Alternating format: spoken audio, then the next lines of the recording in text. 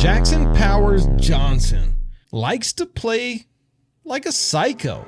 He likes to get crazy, and he loves being a Raider now because, in his own words, the Raider Nation is just as crazy as he is. I like to play like a psycho on the field, and to have fans all around you that are just as psycho as you. That is for me to get my gear, move it on in here, because I'm going to bunk with you, buddy.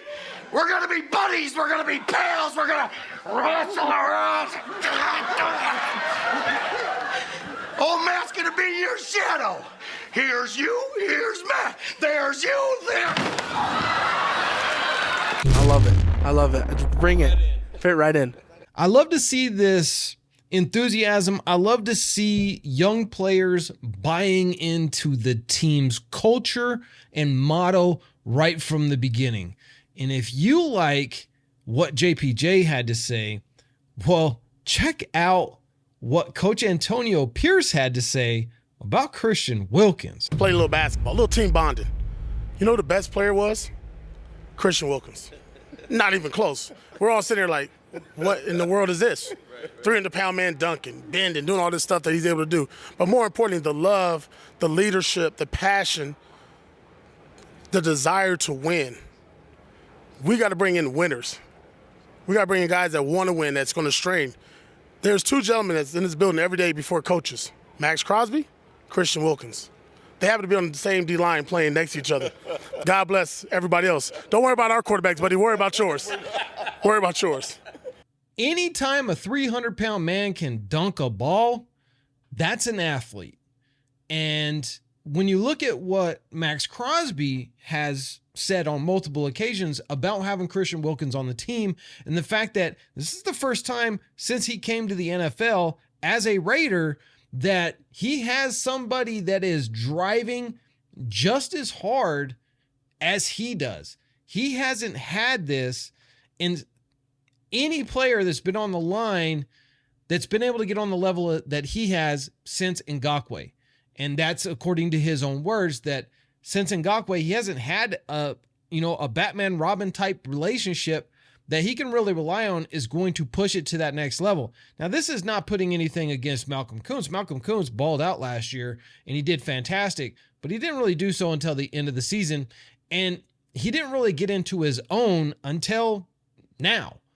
But Christian Wilkins coming in automatically has that respect, that authority figure, and that work ethic to go along with the respect and the authority figure that he brings to the team. That has me pretty excited about our defense being one of the best in the NFL. Max Crosby, in his most recent presser, he even said, look, it's preseason, it's butterflies and rainbows, it's kumbaya, everybody is happy right now, but none of that means anything until we get to regular season. And that's when you really see what you got in the man standing next to you. There are a few key takeaways that I want to talk about today.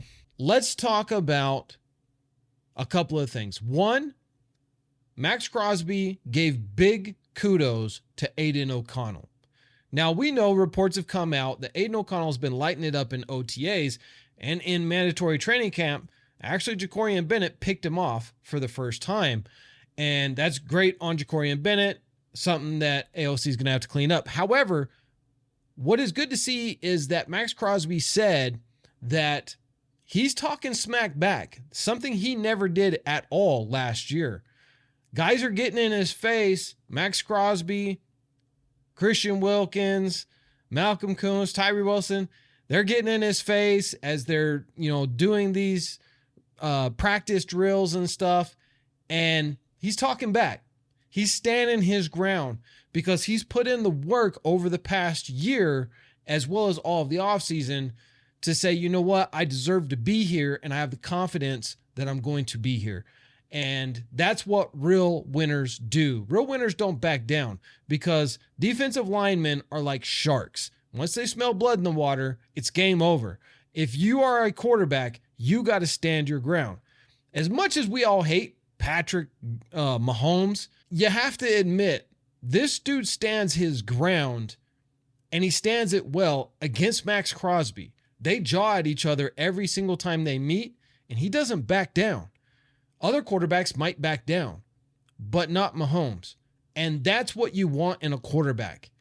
And that's what we're starting to get in Aiden O'Connell, and that's a really good sign. Does that mean Aiden O'Connell is going to be a superstar?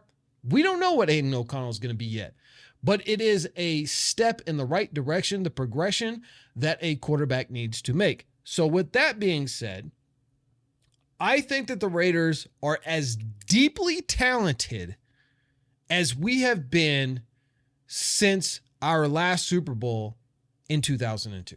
The Raiders have Devontae Adams, best route running, best all-around wide receiver in the NFL.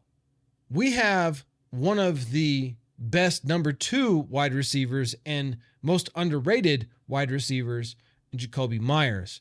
We have a little speed demon playmaker in Trey Tucker, who really showed some flashes last year, but has been lighting it up in OTAs and minicamp so far this year. And so we're expecting a big breakout year for him this year. But we also went out and got other veterans like Michael Gallup and brought him to the team as well. He is a proven veteran, and the wide receivers coach said he has tape, he is proven, and we look for some big things from Michael Gallup. Going to be a great addition to the Raiders this season. But we also have a wide receiver / tight end in Brock Bowers, who can line up in multiple different ways. You know, you can literally line these guys up to where it looks like 12-man personnel coming out, and then the defense is going to have to come out in a base defense and go 3 linebackers because you got 2 tight ends in there. But then once you line up, Brock Bowers is out at wide receiver, and Trey Tucker slides in, and maybe you go trips to the right or trips to the left, and then you got Devontae out on the other side, and then Michael Mayer, he can line up, you know, in that trips position too. So you could literally have like a 10-man personnel. You could go into an 11-man personnel. There's so many different things that's going to mix up defenses by having a guy like Brock Bowers and Michael Mayer. And Michael Mayer has been destroying it in the OTAs as well as mandatory minicamp thus far. So I think one of our weak spots, maybe a question mark, is we're not really sure how well it's going to be yet, is maybe at running back and obviously at quarterback.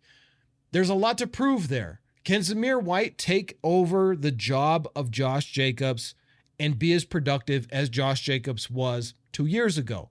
If he can do that, even if he can just be 1,100 yards, 1,200 yards rushing on the ground and picks up a half a dozen to a dozen touchdowns on the ground, and then Madison can pick up 600 to 1,000 yards, we have an absolutely dominant running game at that point. But don't forget, we also got Dylan Laube, who can also play wide receiver or play running back. And there was a question that was asked to me, what about Hunter Renfrow? He's still out there. Should the Raiders go and pick him up? Well, I think we did already, and his name is Dylan Laube. The difference is Dylan Laube is also a running back, something that Hunter Renfrow was not.